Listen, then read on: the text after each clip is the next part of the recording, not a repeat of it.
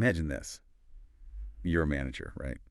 And a really critical project just blows past its deadline. Or maybe your team doesn't quite nail its target for the quarter. What's the very first question that jumps into your mind? For most of us, it's almost automatic, isn't it? Something like, okay, who dropped the ball here? Or maybe just, whose fault is this? Yeah, and that right there is the trap, that immediate reaction, that hunt for a culprit. I mean, it's deeply ingrained how we've managed things for ages, but it instantly sends you down this path of, finger pointing, people getting defensive, and the biggest loss. You've completely missed the chance to figure out what really went wrong and, crucially, how to stop it happening again. It feels so natural, though, just that human reaction. Yeah. But what makes asking who so problematic, really? What underlying idea does it bump up against when we try to look past the person? Well, it bumps right up against this core assumption we have that individuals are always sort of the main drivers of their own results. The second you ask who, you narrow your vision, maybe without even realizing it, onto one person or maybe a small group. You stop seeing the bigger picture, the environment they're actually operating within. So what if there's a different question? A much more powerful one that could open up a totally different way of thinking. Instead of who, what if we ask what? Like, what was it in the system that led to this result? Feels like just changing a word, but it's actually a huge shift, isn't it? Moving from, like, judging people to understanding how everything fits together in the organization. And this is really the core of systems thinking, this whole philosophy championed by W. Edwards Deming, the quality expert. Exactly. Deming had this great definition. He said, a system is a network of interdependent components that work together to try to accomplish a common aim. The key idea there is interdependent. You just can't understand a company or a team or even one single process by looking at the pieces separately. You have to focus on how they interact, how they depend on each other, the relationships, because the overall success, that comes from those connections, not just adding up what each person does individually. Okay, so today we're really going to dig into why this shift from who to what is so incredibly important and how it challenges so much of what we just instinctively believe about performance. We've got some great source material to guide us, showing why looking at the system, not just the person, is absolutely the key to, unlocking real potential and fixing those problems that just seem to stick around forever. Yeah, let's get into some core principles. And maybe the place to start is with the most startling idea from Deming, his famous 946 rule. After decades working with huge companies all over the world, Deming estimated that a massive 94%, 94, of problems, failures, even opportunities for improvement actually come from the system itself, the system that management is ultimately responsible for creating and maintaining. 94%. That's huge.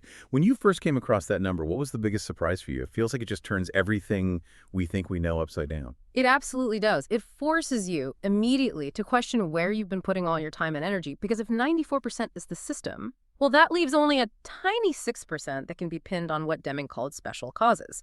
And that includes the individual worker, which is why he had that killer line, a bad system will beat a good person every time. And this idea, this 946 split, puts systems thinking directly against traditional performance reviews, right? Because those reviews are usually built on the shaky idea that the individual is mostly in control of their results. So it's not just about getting blame or credit wrong.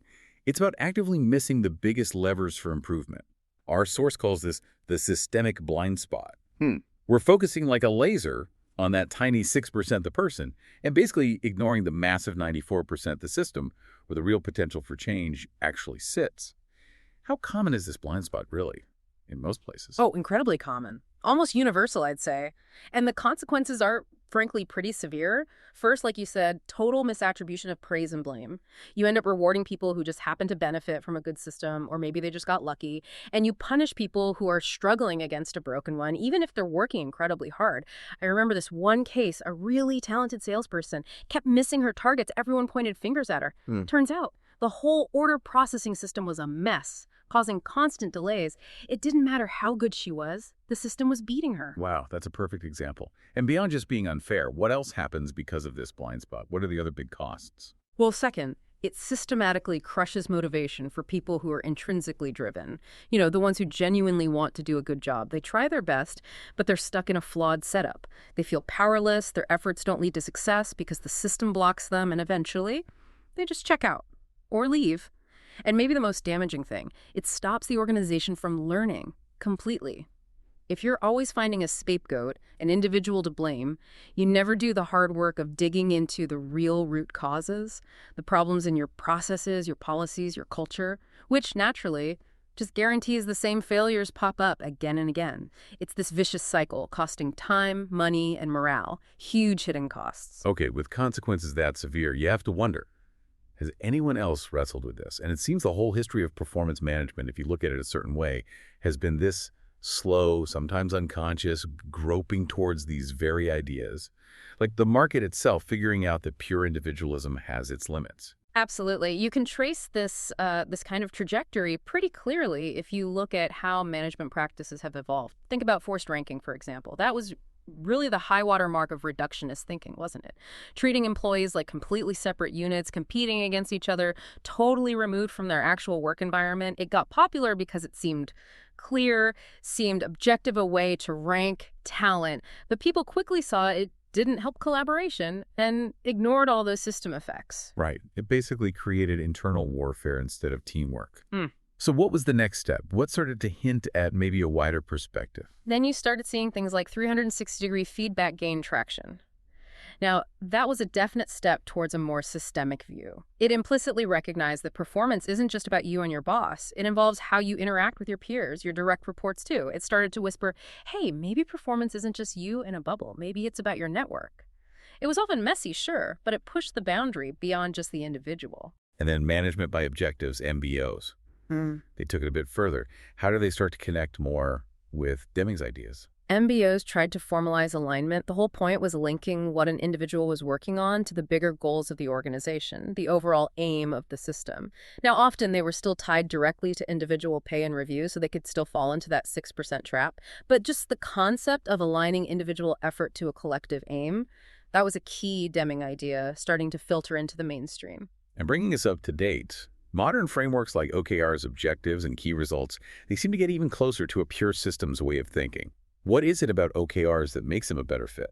Well, it's their emphasis on things like transparency, cross-functional work, getting teams to collaborate, and crucially, trying to decouple them from individual reward, at least in their purest form.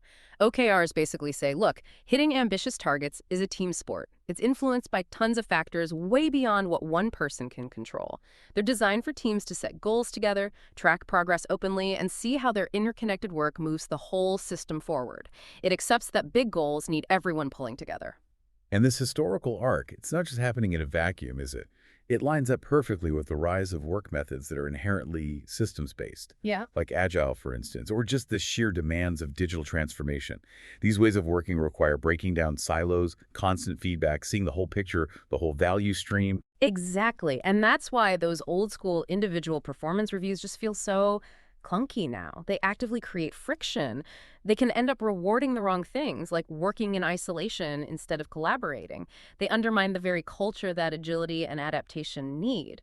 So moving to a systems-based way of thinking about performance isn't just, a nice HR initiative. It's becoming a fundamental operational necessity for surviving and thriving in the 21st century. It's about building organizations that can actually handle complexity and change. When you really absorb Deming's 946 rule, it's actually quite liberating for a manager, isn't it? Yeah. It suggests that most of those really frustrating performance issues you wrestle with, they probably aren't people problems in the first place. They're likely system problems. Precisely.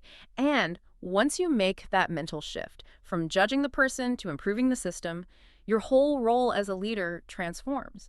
You go from being this frustrated referee, constantly blowing the whistle on individuals, to being an effective architect of success, someone who designs the environment where people can succeed. This perspective lets you find the real root causes of why things fail. And by fixing those, you unlock the potential that's often already there in your team, just waiting to be released. It lifts the burden of blame off individuals and puts the power to make things better squarely back where it belongs with the leader who shapes the system. So that absolute crucial first step, it's just to stop asking, okay, who messed up? Yeah.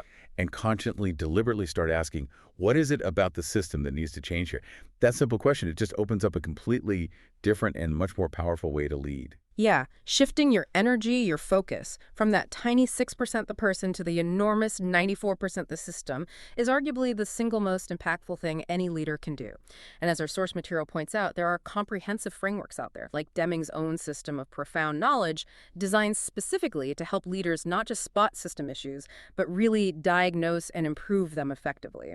So, wrapping up the core idea here, there's this huge, often unseen leverage point in fixing the systems around people, rather than just focusing on blaming individuals when things go wrong. It's a fundamental shift in perspective that really changes how we tackle problems and build teams that actually work well together. Absolutely. And maybe as you go about your week, at work or even in other parts of your life where you collaborate with people, just reflect on your own experiences a little. Think about a recent challenge or frustration. Where did your mind automatically go? Was it to the who? And what might happen? What new possibilities might open up if you consciously swap that who question for the what in the system question? Could it lead somewhere different? And maybe here's one last thought to kind of chew on until next time.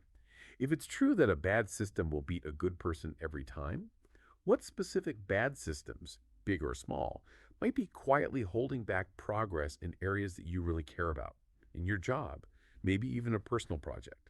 And perhaps more importantly, what's the very first, maybe tiny what question you could ask yourself to start uncovering what that system issue might be? Think about that.